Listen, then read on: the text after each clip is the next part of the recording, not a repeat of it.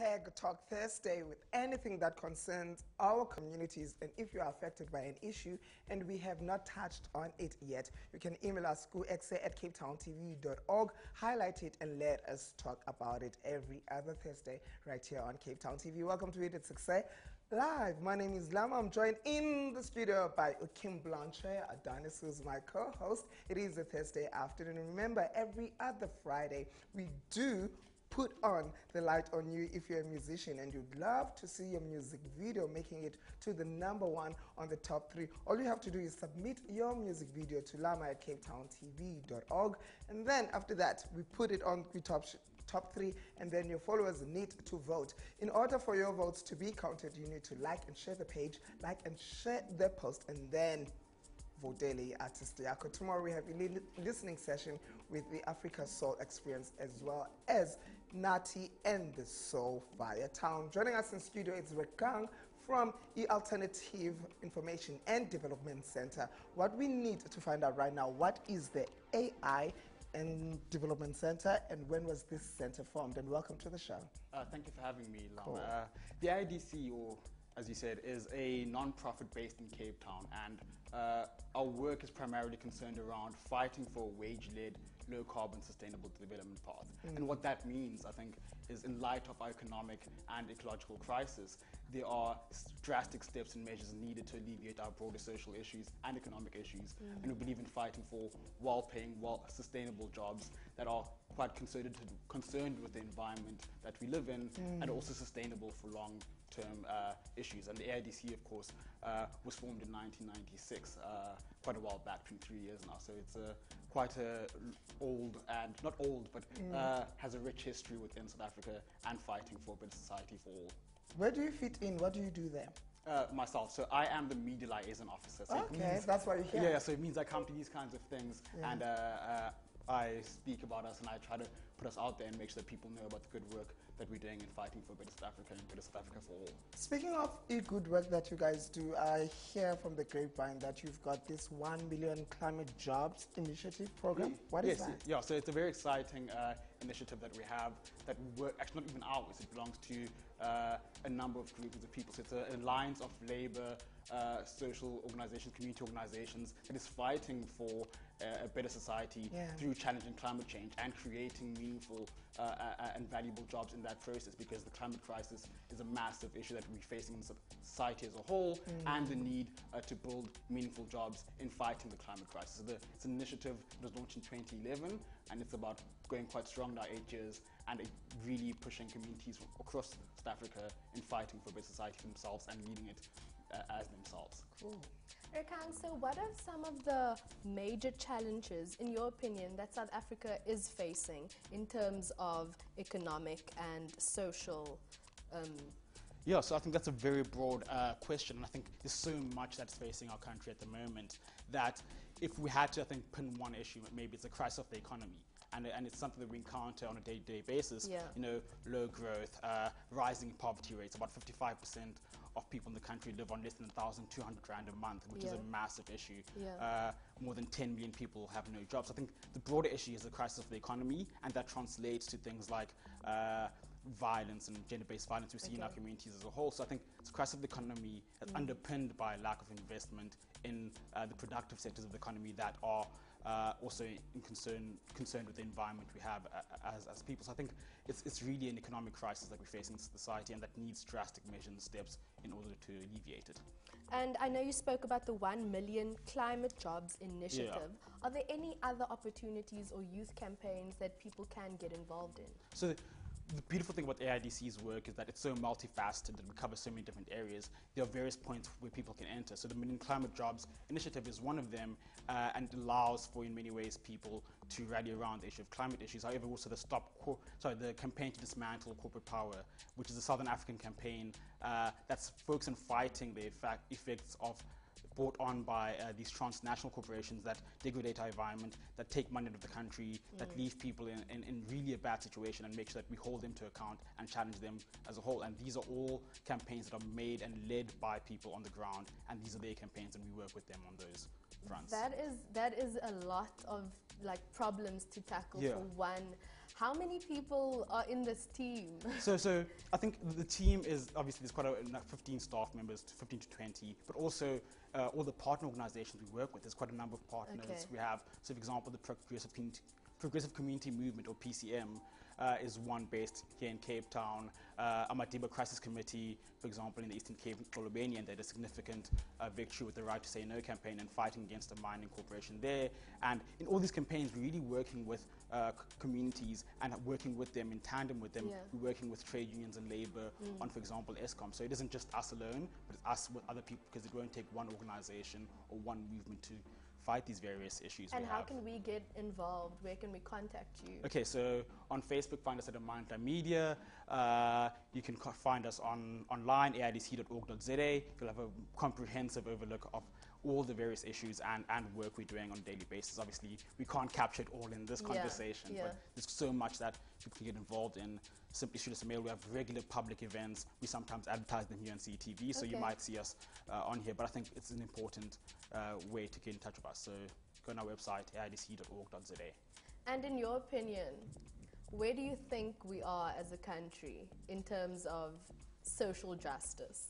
I think we're in a bad place because so many challenges, but I think there's also hope if that people work together, that they identify the challenges together, that they work in tandem with and prioritizing the needs of the many, that we can actually achieve social justice. At the moment, things don't look great, but I think a concerted effort across various actors, whether it's in labor, whether it's in community organizations, whether it's in the NGO sector, I think that working together and that prioritizing the upliftment of people in society, that can lead a better fight for social justice in our country. Definitely. Speaking of uplifting people in the communities, do you have projects that are led by the youth, and what are they? So definitely, I think one thing firstly, I think we have as the IDC is prioritizing the integration of youth to all our work we do. At a concrete level, for example, we've been working and supporting the Fridays for Future campaign, which has been a student-led campaign and youth-led campaign fighting against climate change and holding leadership to account and marching in Parliament.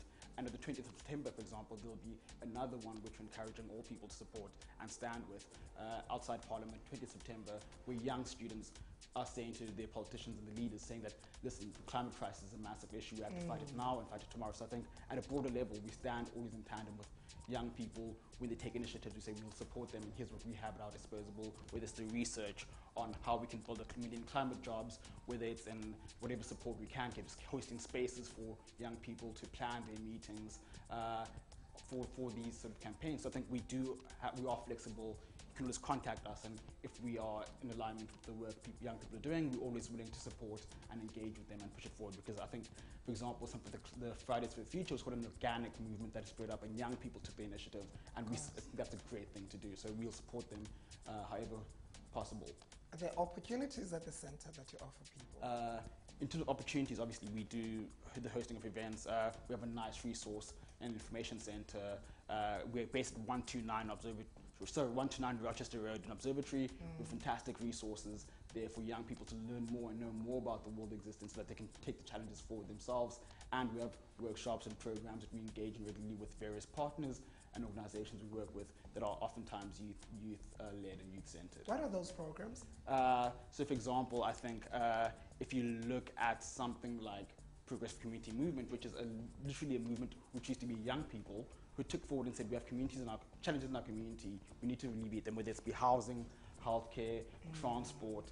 These are concrete measures where we work with them and offering the space and opportunities for these young people to take things forward themselves. So I think what we do in many ways emphasizes taking initiative and saying that there's spaces there.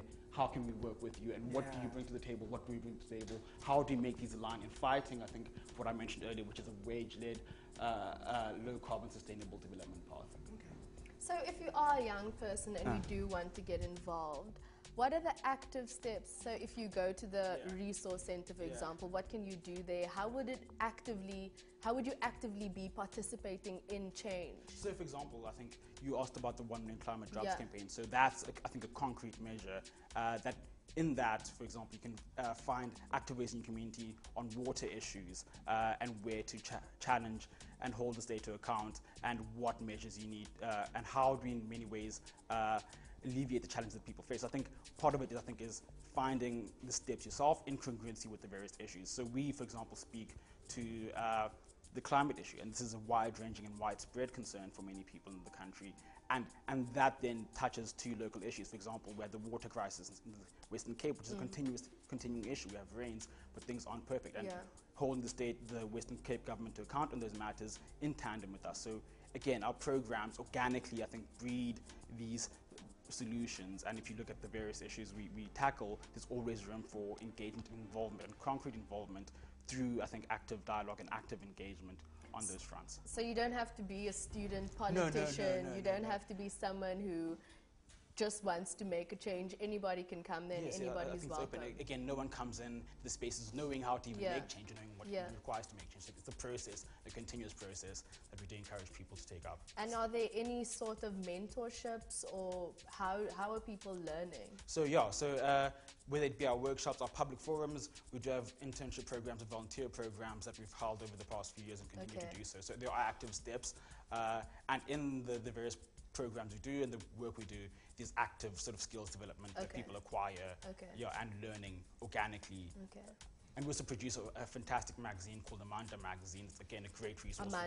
Amandla Magazine. It's available online, back issues on there. It's also in stores across the country. So how does the likes of Okim and myself get involved with what you do, guys? Listen, come to our meetings. We always advertise them online. You can go on our Facebook page. There'll always be something happening. Amandla Media is the Facebook page. Come to our 1 Minute Climate Jobs monthly meetings. Come to our Amandla forums. Get involved with the campaigns.